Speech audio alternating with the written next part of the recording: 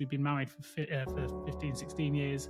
So my kids, which are 14 and 10, he's been there throughout as a constant in their lives. And we've obviously announced it to them 24 hours ago, and my son in particular was absolutely devastated. But dogs do a lot more than just give you love, right? They bring you together. So as a family, they force you to go out in every weather, in every condition. They strengthen relationships. They strengthen trust. They do a lot more than just be a companion. What he's brought to our lives in that time has been significant, and he's helped when we have been grieving or struggling with other mental issues or things going on in our lives or breakdowns or whatever we've been through at different times. Welcome to the Mindful Paths podcast with Nick Day and Harry Kalimnios, where we explore the fascinating world of mindset, mindfulness, fitness, well-being, vitality, leadership, and of course, personal development. Our goal is to provide you with insights to help you live a more fulfilling, happier, and healthier life. So if you're striving to be a better parent, friend, leader, colleague, or boss, or if you simply want to be more mindful and aware of the world around you, then this Mindful Paths podcast is going to be for you. We invite you to eavesdrop on our conversations, and we challenge you to discover a new insight to help you on your own journey towards personal growth and positive change. So sit back, relax, and let's begin our journey together on the Mindful Paths podcast.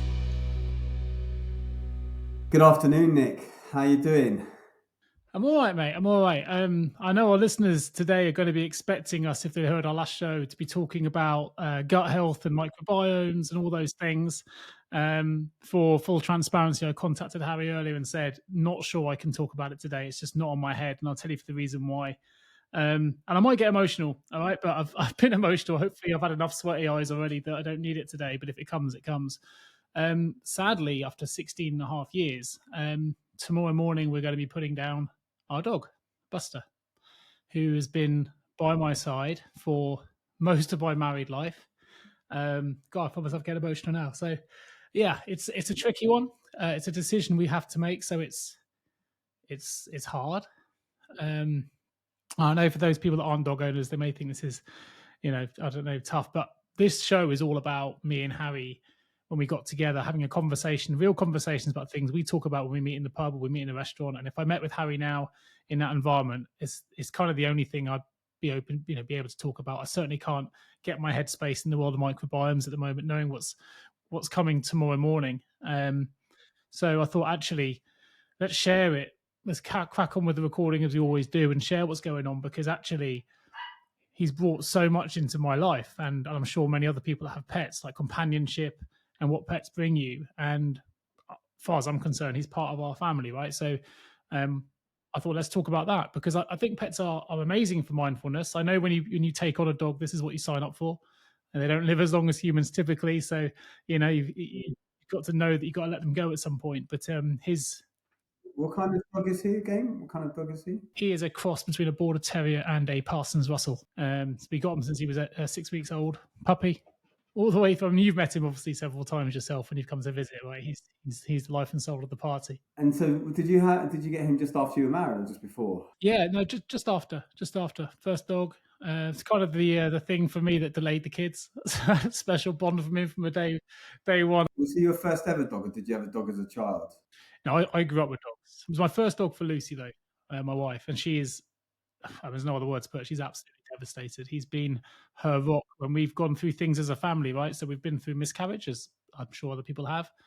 It's tricky. We've been through the trials and tribulations of things that you just come across in life. And he's always been the rock that's looked after my wife in those moments and myself. And, no matter what you go on in the day, one of the beautiful things in terms of mindfulness, when you get home from a challenging day, they don't care about what you look like, what car you have, whether you've had a good day, bad day. The best part of their day is seeing you when you come in the front door. And certainly when I used to live in Kent and work in St Albans, which was a 70-mile commute every single day, and I'd come in, I'd been in traffic, sometimes through the Dartford Tunnel, 2-3 hours, and he'd be the first thing I saw. And it was always that thing of, he was just always happy to see you. So, yeah, it's going to be a really, really tough morning tomorrow.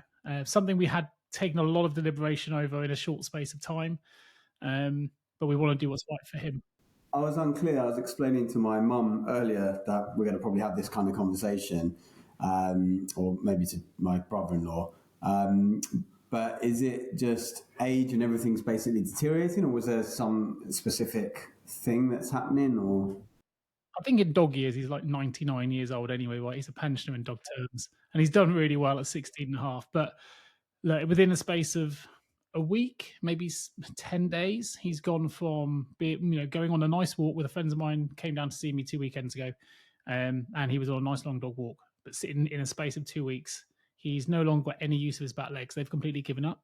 So we have to pick him up and move him to the point now where he can't even hold himself up to go to the loo. So he needs us to hold his back legs up, or he ends up defecating himself. The last 48 hours, he's becoming constant in the house. Can't be left alone. He just cries and howls if we leave him out of our sight. His vision and hearing went quite a while ago anyway, not completely, but it's very limited. He's got a really good sense of smell. He's still got his appetite.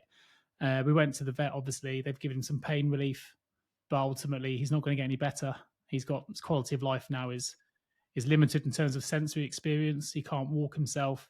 He can barely see, barely hear. And now the inconstant things come in as well, and the fact we can't leave him alone. I just think it's as heartbreaking as it is to see him. I think it's the right decision.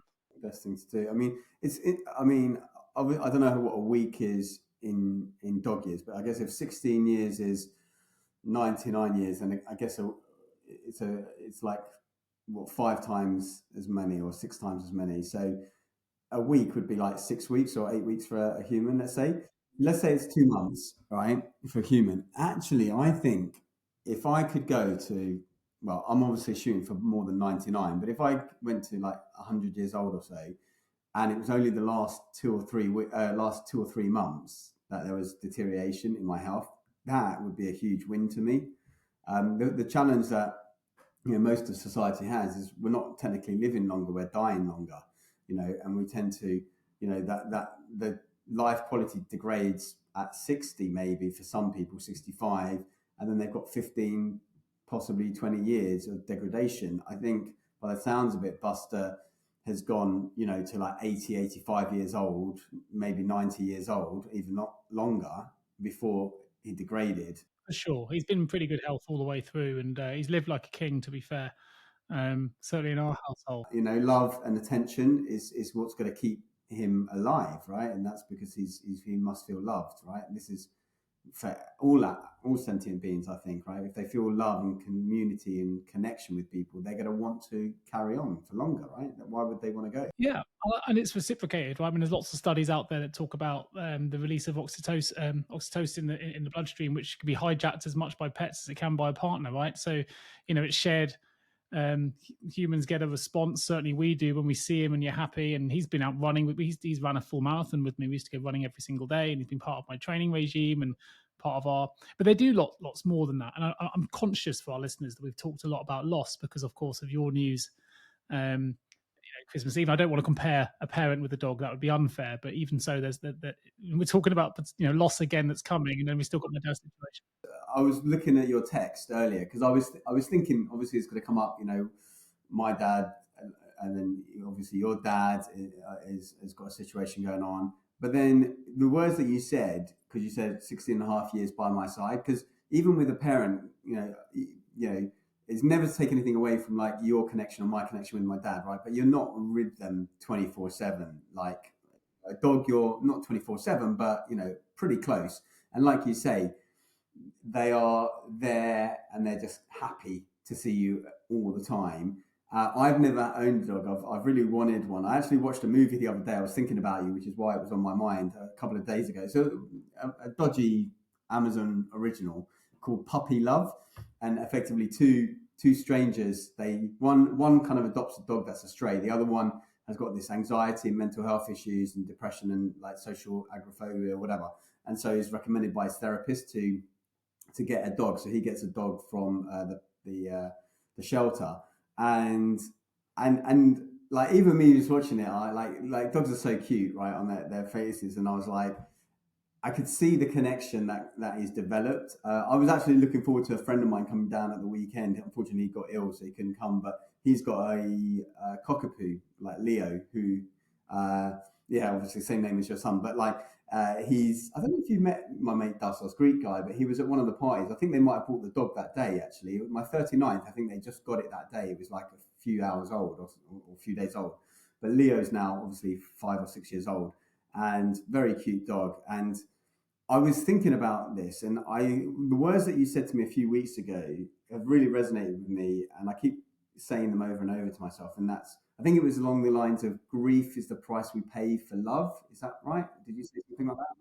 And I was really thinking about it because I feel like, on some level, I haven't been willing to do that in my personal life, because there is heartbreak, from previous relationships, there is loss, but I keep going back to that phrase that you say, grief is the price we pay for love. And if you're not willing to endure that grief, as horrible as it is, you don't get to enjoy the flip side of it as well.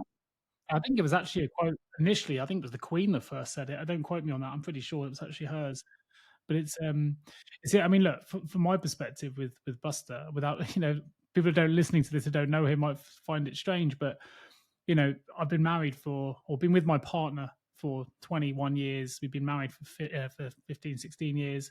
So my kids, which are 14 and 10, he's been there throughout as a constant in their lives, and we've obviously announced it to them 24 hours ago. And my son in particular was absolutely devastated. Well, they both were, but he was visually devastated.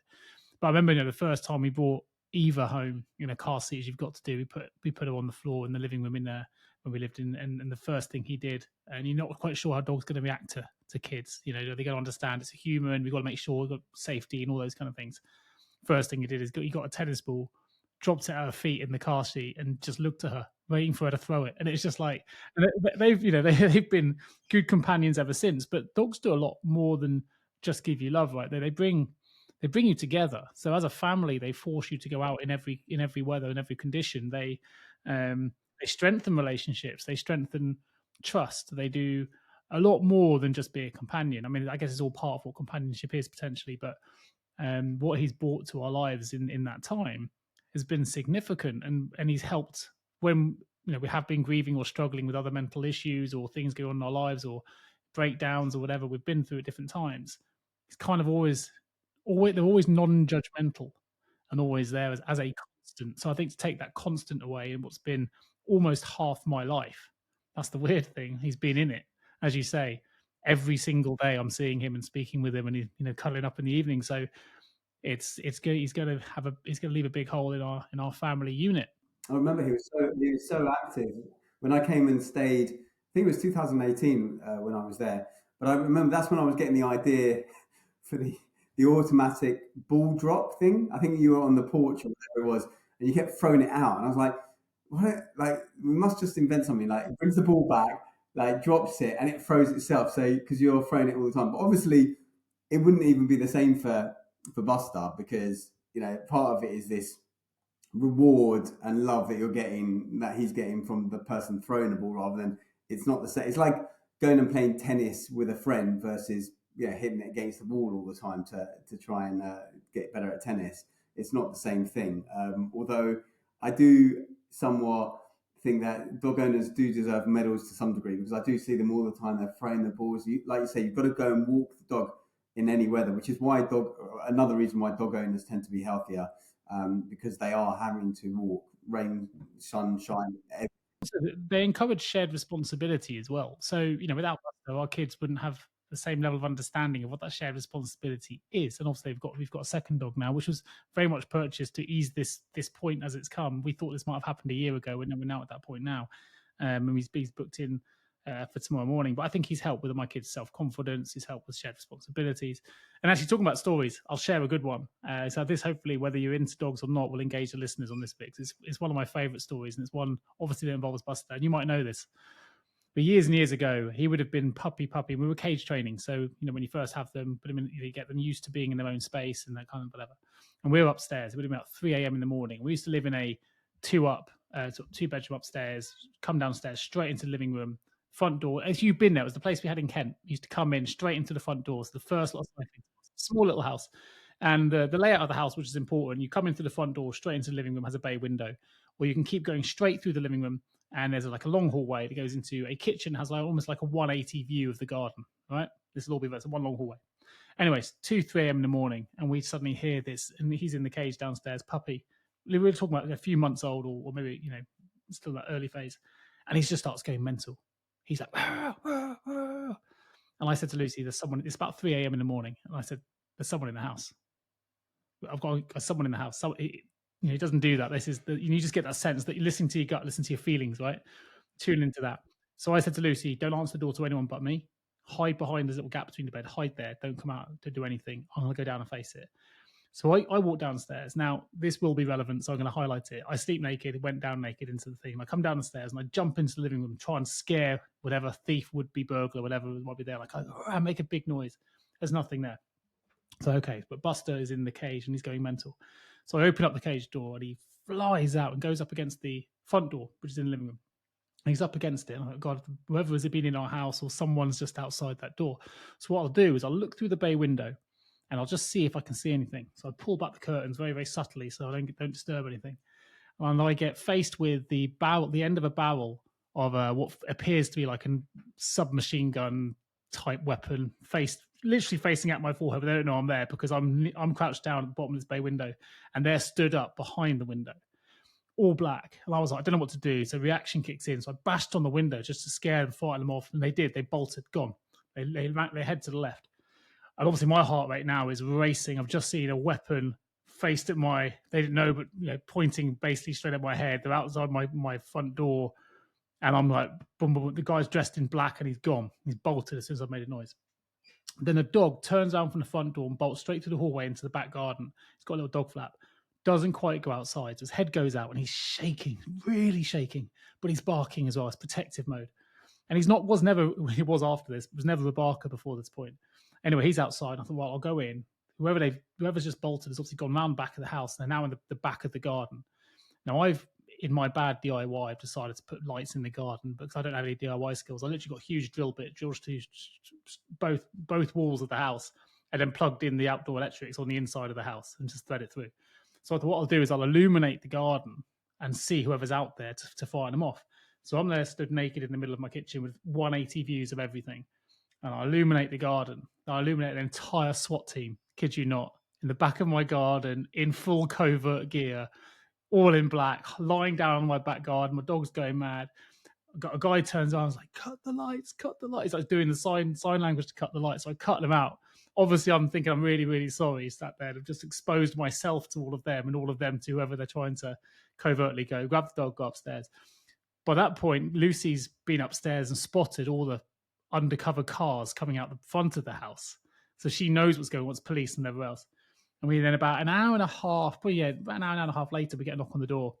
And they said, if it wasn't for your dog, you never would have known would have been there. Would have cleaned up, been in, been out, all covert. But he kind of completely exposed us because of the barking. But don't worry, we managed to apprehend the person we were after, which apparently was on the house behind us. And I don't know what obviously didn't give me any details what that was all about.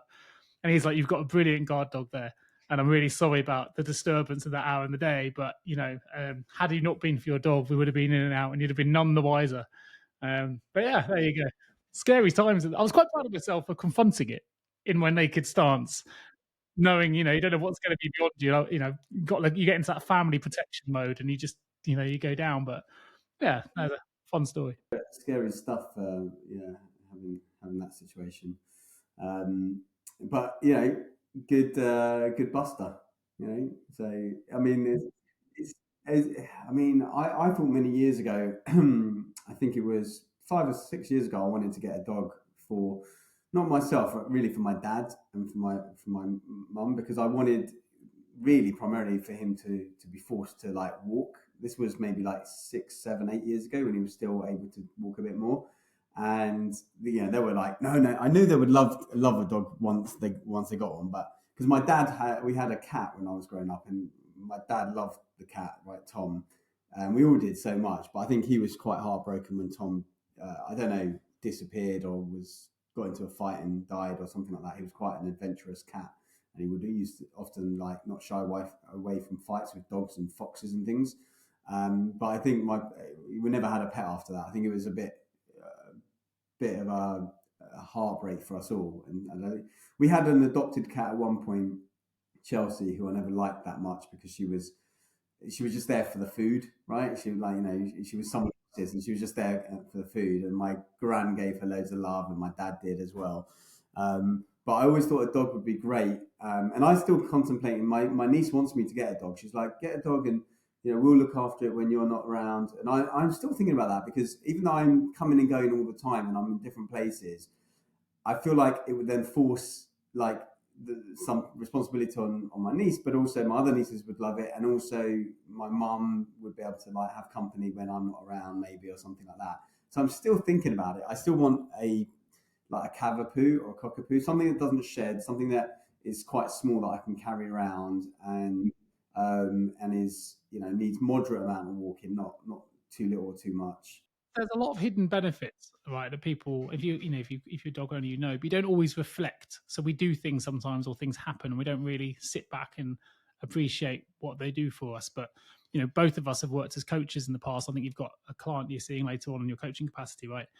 But what a dog does, or a pet does, doesn't have to be a dog, of course, is it allows you to talk more externally from yourself. So we have our voices in our heads, right? But actually, we all know, and if you're involved in a coaching partnership with it, or whatever your coach is, or whatever you're doing, when you say something out loud, it always comes out different or sounds different to how it sounds in your head, and it allows you to work through solutions and things. And when you've got a dog or a pet, it's almost like that social stigma of talking out loud to yourself, which is frowned upon. I know it shouldn't matter, and why we should do it anyway, but the reality is it gives you someone to talk to and something to talk to, and it's almost socially acceptable to talk out loud, and you can work through certain problems. And actually, certainly in the case of dogs, they can show empathy as well. Like, they can identify when you're unwell, they can identify when when things are bad, and they'll give you more attention when you're sad than when you're sometimes. And they can look at that. I mean, if I look at my dad's situation at the moment, he's got a dog called Pip, and Pip won't leave him alone. Like, Pip, the dog knows he's unwell.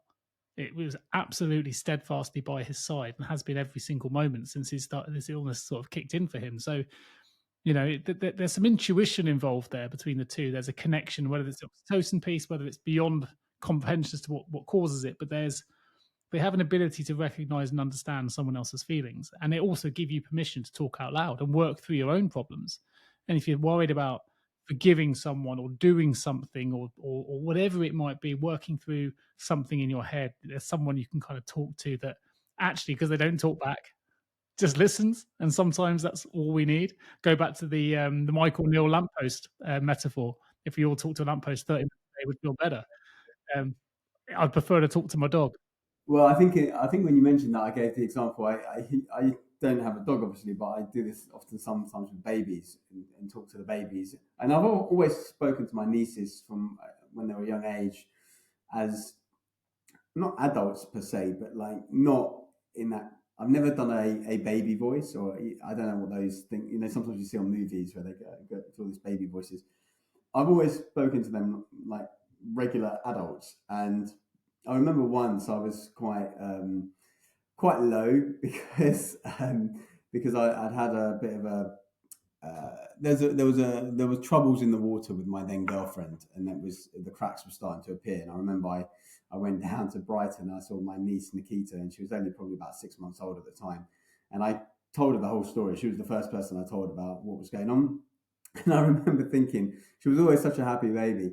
But then when she came back from that walk, and my sister was like, what have you done to her? She's like, she feels like, because they pick up, like, babies pick up on the energy more than anything, not so much the voice. But I think we talked about heart math before. I'm big on this idea of heart math and the energy field of the heart, which emanates from about 8 feet outside the body. And when you are in resonance with other people, your heart waves interfere with theirs, and depending on which one has got the stronger emotion, you might adopt their heart waves. And I think that's always the trick I used to give to my sisters when I used to pick up the girls and they would stop crying. I would say, all I do is I focus on the area around my heart. I focus on love, appreciation, gratitude, which brings me into a coherent heart wave, like a nice smooth heart wave. And because you're touching the baby in your physical contact, they pick up on it a lot easier. And so often it can kind of bring them into a sense of calm, provided nothing crazy is wrong with them, like they're hungry or super tired or whatever. Skin to skin contact for babies is crucial for bonding and for all. I believe in everything you've just said. It makes total sense to me. I think if you put it back into the context of even a pet or a dog, who knows what they can sense as well. I do know they can sense a lot. I mean, there have been times where there's studies and things done where Labradors and things have sensed when someone's got an illness, or they'll lick your legs and suddenly they've discovered there's been something wrong. And intuition is only as far as we can understand. It doesn't mean it's the same for how dogs can. And consciousness is not explained yet by anyone, not fully. It's not fully understood. Well, dogs have got super hearing, right? Dogs can hear dog whistles, right? Hear things that we can't. Exactly. So why would it be? Why is it unusual to think that they've got other senses that we're not? And then their sense of smell, certainly for Buster, is phenomenal. But there's also a lot of studies that have said that, certainly in the case of dogs, but other pets as well. I don't want to be exclusive. It's just where my heartbreak is today. But they do reduce cortisol levels. They do reduce stress. They do lower blood pressure. And if you look at those that have them and those that don't, and the well-being of those individuals, there is a direct correlation to how they feel. And if you're feeling really down, and those that have dogs, you'll know that they'll often come up and just lie on you and just be there when you feel like you needed them without having to ask. And maybe that's that sense, maybe it's that heart math thing you were talking about. I think they're the things we're really, really going to miss. I think I probably mentioned it in one of the earlier episodes, that study. I think I read in one of those books, 59 Seconds or something or other, where they took these stressed out city workers for 8 weeks or 12 weeks, gave them a dog, and then, as you say, they measured cortisol levels. Those would all drop, self-reported levels of stress. And at the end of the 8 week study, none of them wanted to give up the dog, and they didn't have to in the end. They were told they had to at the beginning of the study, but then really they didn't want to give it up. And I just find that really, I mean, I don't find it surprising, if I'm honest, at all. The fact that we have to do experiments to show this is what's more surprising. But yeah, I mean, I actually looked into getting a dog a long time ago during lockdown, the first lockdown, lockdown puppies and all that. And I signed up to Battersea Dogs Home and borrowmydoggy.com, which I told my niece to maybe sign up to, where you can have some of the fun, but not the responsibility, like getting the shots and getting them groomed and doing all the things that it's quite a lot of, I mean, I don't know, you obviously know, but it's a lot of work, a lot of responsibility. And this is what scares me a little bit. Yeah, but sometimes when there's more responsibility involved, I think there's a direct correlation to the value or the way you feel at the end of it. If anything was really easy, you don't get the same feelings. Same even with a baby, right? I know we moan about how much they can cry or keep you sleepless nights and all other things, but arguably that's one of the things that bonds us as well, right? Because we go through that struggle and we understand and appreciate what's at the side of it. I mean, there's been lots of systematic reviews about companionship with pets, particularly for people with mental health conditions. I mean, it's multifaceted in terms of the rewards they can bring. I'm not here trying to promote people to suddenly go out and get a dog. What I am here to say is I'm going to be absolutely devastated to this time tomorrow when he's no longer with us. And you know that I've been through, as I'm sure most people have, because I'm certainly not exclusive. You go through different areas of times of trauma, and I've been through some trauma about a decade ago. And the fact there was that non-judgmental side to a dog, it was free of judgment, free of all the stuff that alters our view that we talk about. If you're born as a baby without any of this social anxieties and stresses that we grow, and all the subconscious stuff that sticks in there, and all the way that we see the world is impacted by the media and everything else around us. Dogs don't have that influence in quite the same way. They can just have that non-judgmental, well, you feed me, great. You house me, great. I love you, great. That's it. I'm happy. Are you happy? I'm happy. I was around a family friends a few weeks ago in Brighton. I think, I'm not sure if I mentioned or not, but they have a dog. I think her name's Ruby. Quite a big, lively dog. I don't know if I'd met her before or not, but it was the first time around their house in ages anyway. So super excited when a stranger comes and like bouncing around and everything. And then at one point, towards the end of the evening, she's on the couch with me, and she's just lying with her little kind of on her back, like just wanting her belly rubbed or something like that. And like my family friend was like, obviously you've got a friend for life here because you're, and she was so happy. And it reminded me of earlier that month I'd watched, I think there was a movie called Absolutely Anything, and it's where Simon Pegg has the ability to do anything he wants. He's controlled, some aliens give him the ability of a god basically for a week. But he's got a dog who he wishes can speak. So he ends up having the dog speak, and the dog's voice is Robin Williams. And I know we've talked about Robin Williams as well not that long ago. But just rubbing the belly just reminded me of Robin Williams, where he's like, we don't really like our bellies being rubbed. We just do that because we think that you humans like rubbing the belly. And so every time I rub the belly now, I'm thinking of Robin Williams in that movie saying, "Oh no, we don't really like it." And it just goes, it went to show to me the level of unconditional acceptance and love, and that a dog will give. And forgiveness as well, right? And forgiveness. That's the thing. You can tell them off, and 2 minutes later they're happy to see you again. Well, 'cause I think it's all about present moment, like because I don't think a lot of animals experience time in the way that we experience time.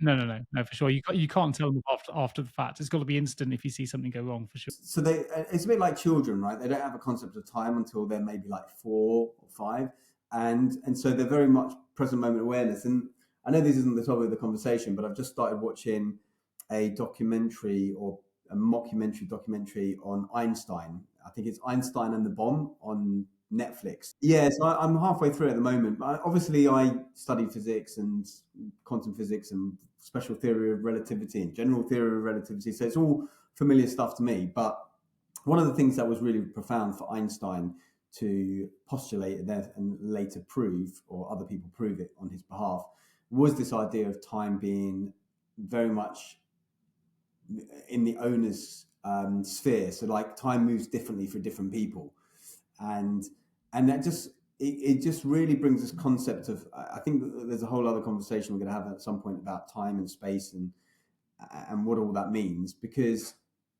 I feel like as humans we create. When Einstein was asked what time is, he said something like clocks measure, and I think that just went to prove that humans have created in a way this concept of time, whereas although time sort of exists, but other animals and babies see things very differently. And this is what, when we talk about mindfulness, when we talk about meditation, we talk about breathing. So breathing, often I tell people, is most of our time our thoughts are going into the future, going into the past, and the breath brings us to the present moment.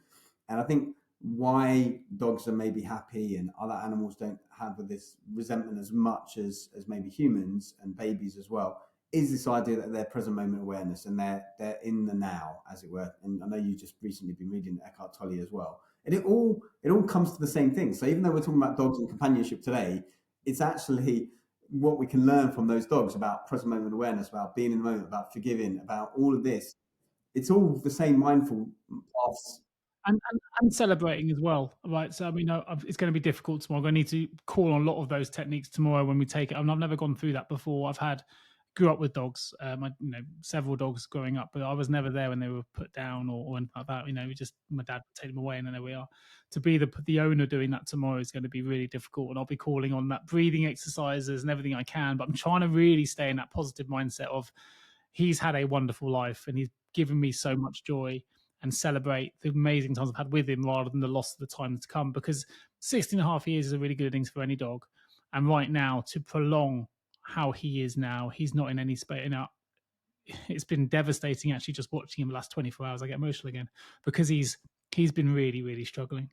So it'll be the right thing for me to do. It's hard. I think the thing is when we look at the positive in the situation, or the gratitude, and I was talking to my mum today about, I think she was telling me about her cousin. So my cousin, my mum's cousin, he was quite successful in Greece. He lived there a long time. He was some sort of engineer, whatever. He saved up a lot of money, and he went for a divorce, which robbed him of a lot of money. And then he moved to Cyprus, and he had all his money in the bank, £500,000, I think it was, right? So he had quite a bit of money. And then the Cypriots government, or the banks, they wanted to do something. I think there was a lot of Russian influence in Cyprus and dodginess going on. And so, for quite unlawfully, I think, but they confiscated everyone's money. Anyone who had over 100,000, which is where the 85,000 protection comes in, anything over 100,000 in people's banks, they took. So they took basically all of his money. Yeah, and so he spiraled into depression, putting on weight, and all sorts of things. And I was telling my mum about, one of your favorite quotes, and you always list as one of my favorite books, although I think it's probably more of yours, The Man's Search for Meaning, where the last of the human freedoms is the ability to choose one's response in any given situation. And so, even though that was devastating for my mum's cousin, and this is going to be devastating for you tomorrow, it is, somewhat you can, to some degree, I know it doesn't feel like normal, but like to choose that response and choose, where do I focus my attention? Is it on the fact that we've had 16 and a half great years and they've grown up, taught my children responsibility, and also it's not great seeing someone you love suffer. And this is also where I was with my dad, even though I feel like the last 2 3 years, I think his heart, basically he had heart failure. And I think it should have been more obvious to the doctors for sure, but certainly also for myself. And maybe I'm going into that guilt stage at the moment where you're kicking yourself, saying, "I," because he was trying, and he was always tired, and he was always struggling. And then I was thinking, well, now at least he's not struggling, he's at peace. But on the flip side, I think, well, if we'd known something about it earlier, could we have done anything? And reality is probably not, because he was his own person, and he would also not listen to me as much as I'd like. And so if there was a way out of it that the doctors weren't able to do and I was able to help him with, he wouldn't have listened anyway. So I guess my consolation, and it may be for you, is that that person or that dog or whatever is at peace, and also assuming you subscribe to that, but also focus on the joy and the gifts. I mean, I was a little bit emotional earlier because I just dropped my mum off. So we've just driven back from Brighton today. My mum is being with my sister for the last few days, and I've left her by herself in the old house. But I still feel like he's there because nothing's changed, right? Because the chair's still there, the yeah, the slippers there, like everything's there, and so it's not reality yet. I think like if and when we move my mum out, that's going to be really really hard. But I guess what I'm trying to say is it's focus on. It's hard to be cognizantly aware of where you're going to focus, but when you go through that grief, and like you said in that letting go bit that's behind you on the shelf, where David Hawkins talks about the intense grief might only last 10, 15, 20 minutes. So allow that to come in and actually bring those tears to you. So whether that's watching, like not maybe tomorrow or next week, but maybe in a few weeks or a month's time, and you want to watch Marley and Me and come to tears, or I was coming to tears almost the other day at watching, well, a couple of things actually, but one, I was watching Giannis Antetokounmpo, who's the Greek freak, the NBA basketball player. I don't know. I saw it, documentary on Prime. Yeah. Okay, so that was, I think in the second half he talks about the love of his father a bit more, and it's all about family, and he's very Greek, even though he's obviously Nigerian, but he was born in Greece, and that Greek way of philodimor that they talk about, which is this hospitality, this connection, and that was bringing tears to my eyes because obviously his dad got to see him like succeed in that way, and gave up everything, right? Gave up everything for his children, and so that brought me emotional. And then I was watching the Stacey Solomon clear out your house or clear out your gutter. And the last episode was a single father. He had a 2 and a 4-year-old. He lost his wife a couple of years earlier to cancer or something. And then I was telling my sister about that, and she was like, "No, I don't want to hear anymore. I'm coming to tears now," just because he was so emotional when they changed the house up for him. That brings up the other quote, though. So it's better, grief is the price you pay for love, but the other is it's better to have loved and lost than to have never lost at all. And certainly, tomorrow's going to be really difficult for us and our family, but I'd rather have had the 6.5 years than not. And that's what we have to, that's the price we pay for it, right? So I hope we're doing, as you say, is maybe not everyone would agree with putting a dog down and letting them go naturally, but dogs are clean animals. That'd be my justification. And he can't, he's incontinent. He can't lift his back legs. He can't go anywhere without me carrying him. He's completely immobile.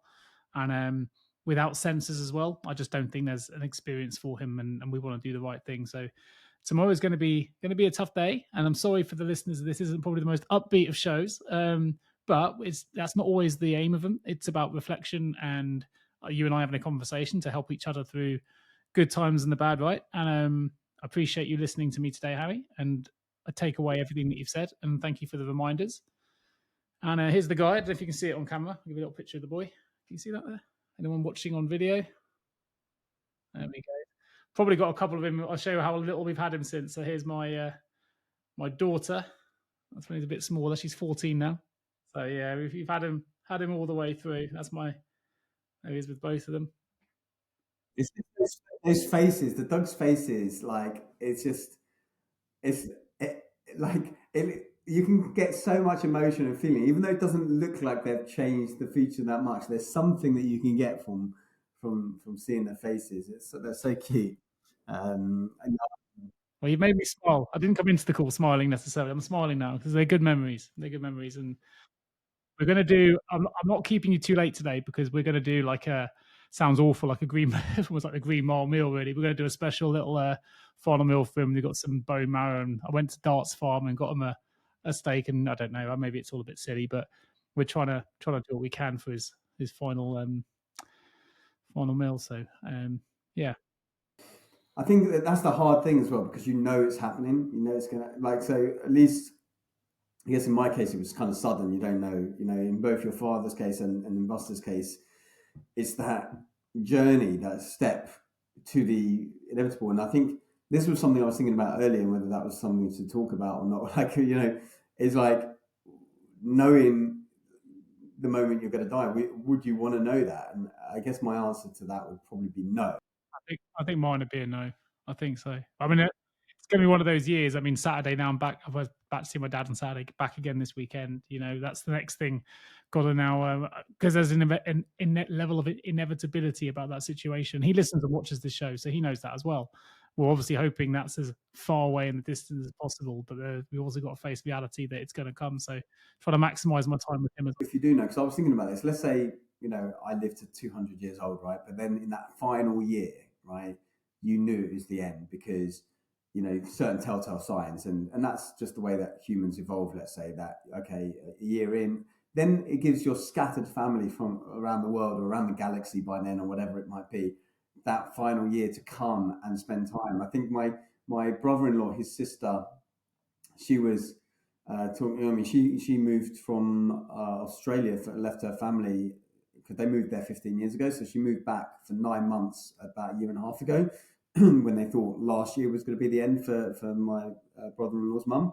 And then she went back to Australia, and then she came back literally the morning that it all happened, I think. And but the thing is, she got 9 months back that, you know, had her mum, you know, died suddenly in a car crash or something, she wouldn't have got. So even though it's terrible to see that person suffer, and really hard for everyone involved knowing it's coming to the end, at least you've got that opportunity. I mean, one of the things that reminds You're absolutely right. I mean, I wouldn't be going back every weekend I can for a start if I knew there was nothing wrong. And that sounds terrible. But you don't. You live your life, right? every time you see that I do remember hearing this actually from either Jim Rohn or Ogmandino or someone like that. He said, like, I want you to go and have an interaction with these people that you really have fun with, and I want you to think that you know a secret that they don't know, and that secret is that later that evening they're going to die.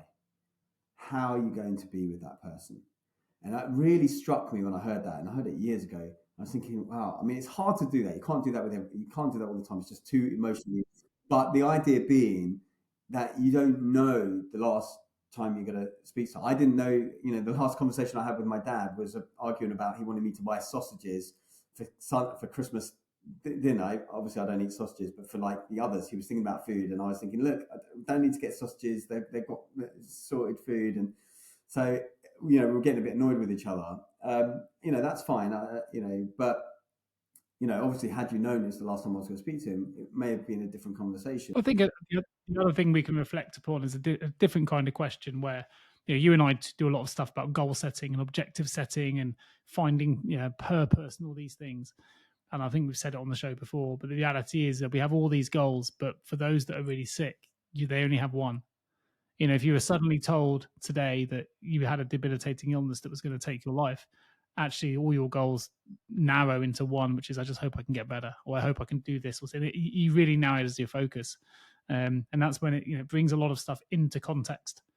And yeah, I think that the example you've given is a great way to look at things. If people are listening to this and it encourages just one person to go and have a positive conversation for someone with that mindset, it can only be a good thing, right?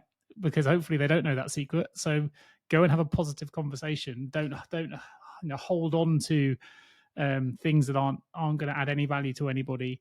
Don't hold on to the negativity. Let it go. Let it go. Using the book on my shelf, you say, the attachment to that negative feeling, and we can put this in so many contexts, different contexts. But the idea being, if we're angry with someone, it just makes us feel angry. The emotions are all with us, not with the individual you're angry at.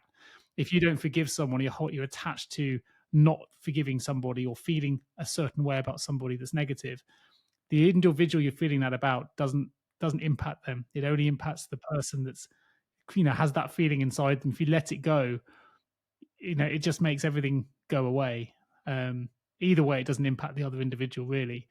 But it's there's a lot to be said for letting go of attachment and other things, which we talked about a lot on previous episodes. But I think, I mean, all the things we talk about in this podcast, or life in general, I think it all comes down to a few fundamental truths about non-attachment, about focusing on the now, about being mindful of one's thoughts. It's all the same teachings, whether it's different religions, different personal development, stoicism.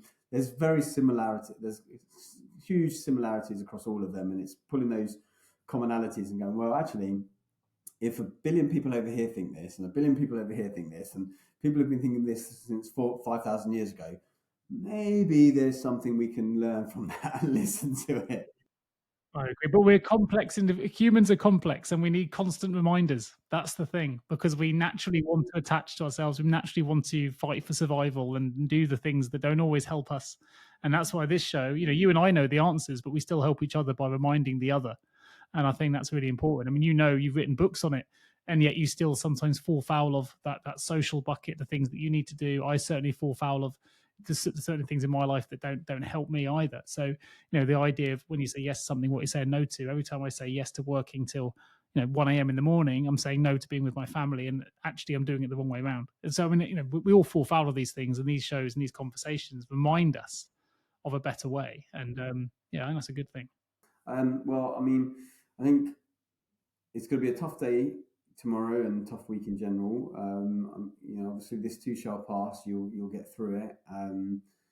But I guess just be there for Buster, be there for the kids, all of that, and allow yourself that time as well and that space to have the emotions that you need to have both now and in the future. I think is all I would say. And which I do know the answer to your question. He won't be here this time tomorrow, so I'll do that. RIP, Buster. Thanks, buddy. Appreciate you jumping on the course to change direction of what we're going to talk about today. Quite frankly, I couldn't have discussed anything else. I don't think I wouldn't have been in the right mindset. So I appreciate it. It's been helpful. It's been good. Sorry, listeners, if you're hearing another show about loss and whatever else, or dealing with it. But this is real life, right? This is real life.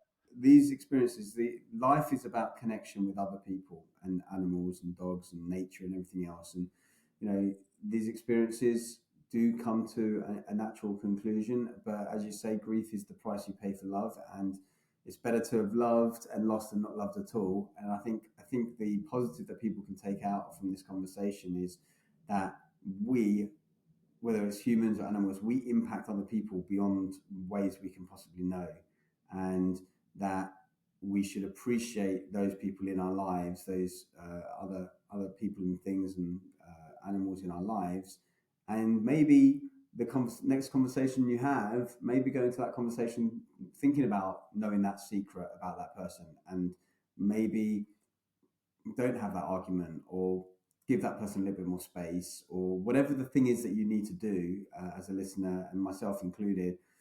I'll be taking this on board as well for the next couple of days. Is just maybe think that this is the last time you're going to see this person. How would you act differently? And the as you mentioned, the duality of life, right? So we've got to deal with this pain tomorrow and beyond. But if I hadn't taken the risk as it was as a family and a new unit of having a dog in our lives and all the things that encompasses, we've had 16 and a half years of absolute joy and bliss with him and fun times.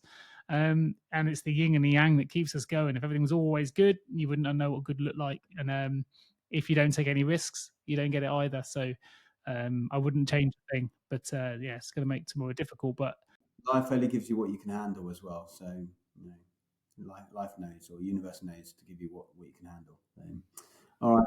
Well, nice to speak, and I wish you all the best for tomorrow, and much love to the family, and of course to Buster. Good man. Thanks, listeners, for joining us for, tougher one for me today, but appreciate you tuning in. Take care.